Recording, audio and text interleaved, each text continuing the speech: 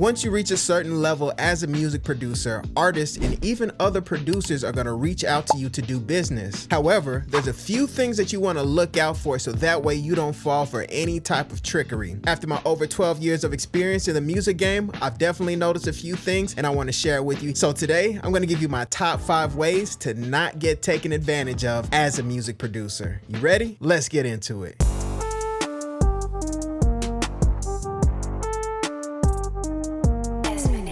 Tip number 1, get everything in writing.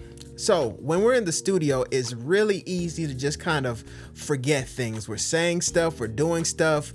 You can mention that you want a certain split or certain percentage and, everything can start to get mixed up, afterwards. Whenever you're engaging with people, if there's any type of pricing discussed, especially if you're working with like a recording artist, just send it in some type of email. So that way in the future, if there's any type of questions, there's any type of discrepancy between who should get what and how much this was, and maybe the artist got your price mixed up for another producer price, to just go ahead and scrap all that. All you have to do is make sure you do something like send things in an email, maybe even a follow-up email. Let's say you meet a recording artist in the studio, you want to lease a couple beats for like $50, you could just send a follow-up email. Hey, Lil so-and-so, we met at this studio in Nashville. I just want to say, check out these beats. Once again, these are $50 for a so-and-so lease.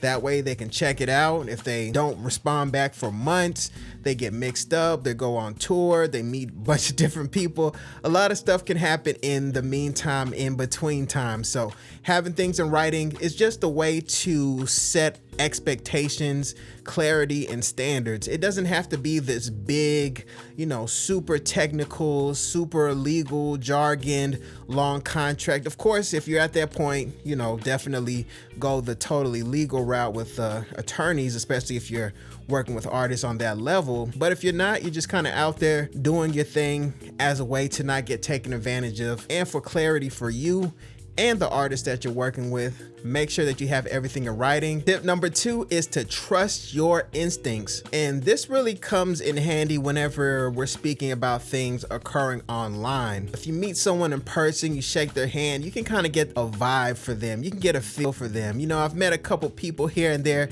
and their energy was a bit off, but I could tell that in person by interacting with them. Online, you don't really know, you can't really tell, especially if someone has some type of status. They're not just a no-name email from anywhere. So whenever you're working with people online, if someone is making you some type of offer, let's just say they're promising to get you placements, they're promising to play beats for certain people, and they just want some upfront money. If it feels too good to be true, it probably is. Trust your instincts. I've recently had a producer reach out to me in private about someone trying to pull some type of PayPal scheme with him, but his initial reaction was, hey, something feels off.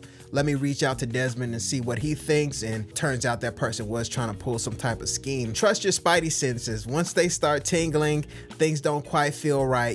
Don't just go through with it. Tip number 3 is to find a mentor. Yes, if you can find some type of OG in the game to just pull you aside, give you some game, lace you up with some information that can keep you from making mistakes, that's definitely something that's very valuable. Back in my day, I hate to age myself, but man, I had to pay different people to actually give me information on what was going on. We didn't have all this information available on YouTube where you could just type something in, get the answers, and you were good to go. I had to book different studio sessions. I had to do that so I can get the real valuable information. Unfortunately, there is quite a bit of misinformation on platforms like YouTube and Reddit and things like that. And some of that misinformation can get spread. And I've even seen some people mentioning misinformation in my live streams, and I have to really correct it. As a way to really hone in on correct information, definitely please seek a mentor. If it's a local person at a recording studio, somewhere in your area, someone who's been doing it, maybe even someone who's creating content content, who, you know, has been doing it for a long time. You can even reach out to people who don't necessarily have booking on their platform or anything like that. You just send a personal email. Hey, I enjoy your content. I tried this information that you put in your free videos. It really helped me out. I was wondering if I could pay you this much money for your time, maybe even an hour, maybe even a half hour, whatever you have to do. You know, it doesn't have to be with me. It could be with anyone that you rock with. I just want to see y'all win, and I want to see y'all with correct information. And once again, a great way, a powerful way to do that is to find a mentor. So seek it out. Don't be afraid to get told no. Don't be afraid to get left on red. Tip number 4 is to learn music business basics. That's right. If you can learn even a little bit of information on publishing, royalties, performance royalties, mechanical royalties, everything like that, just even having a baseline understanding of how these different things work, that's going to help you a lot in the process. Not only that, that's going to also open up more opportunities for you as you continue to grow in the music game, because it's going to help you find different streams of revenue in the future.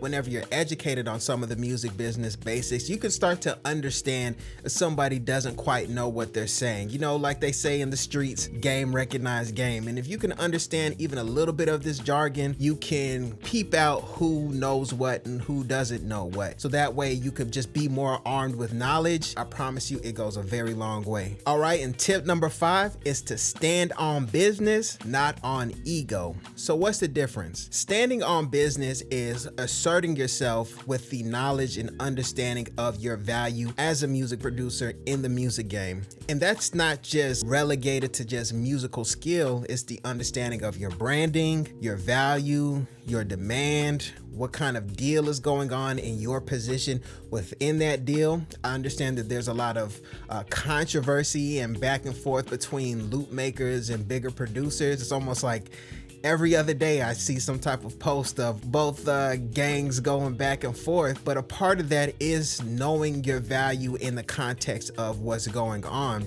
So that's standing on business. It's a true understanding of your value and not being afraid to assert yourself. Now, standing on ego is really kind of more so a penny pinching type of thing, a overinflated sense of self-worth, which can happen. You know, a lot of producers go through years and years of grinding without seeing any type of results. And then when it's finally time for, you know, some type of business or some type of deal to come through, it's easy to really just swell your chest up and say, you know, it's my time now, finally. And, you know, sometimes that can even be a deeper mental thing going on. Sometimes people are very used to being the underdog, that when a situation comes for them to elevate, it creates a sense of discomfort where they want to subconsciously push themselves back down to that underdog status so they can keep working back up and pushing against something. So guys, if you find yourself in that position, don't be afraid to even talk to some type of therapist or something so you can get all that off and you can get a deeper understanding of what's going on. Make sure you got your ego in check, understand your true value within the context of the deal, everything like that, to make sure that you're level set. You're not getting too big headed, and at the same time, you're at a position to assert yourself and let your worth be known amongst the people that you're working with. I hope you enjoyed that video. If you did, make sure you hit like and subscribe.